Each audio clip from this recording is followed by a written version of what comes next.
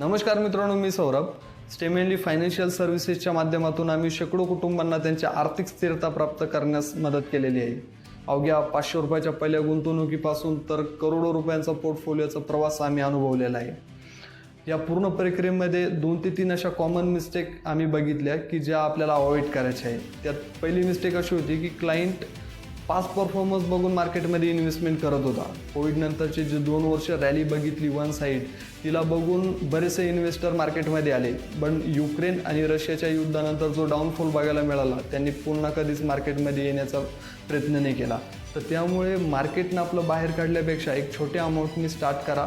Past performance बघायचा असेल तर 5 ते 10 वर्षांचा ॲव्हरेज बघून इन्व्हेस्टमेंट करा.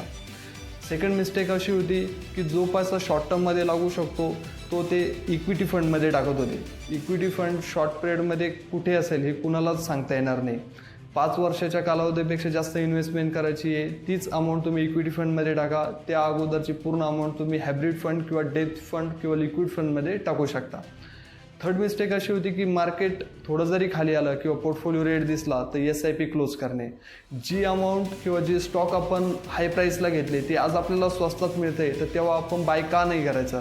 जेव्हा आपल्याला ते ॲव्हरेज करायचा चान्स आहे तर आपण का नाही करायचा? तर SIP क्लोज करणं हे सर्वात मोठी मिस्टेक आहे. तर त्यामुळे ह्या 3 मिस्टेकपासून जर का आपण दूर राहिलो तर मार्केट आपलंच आहे.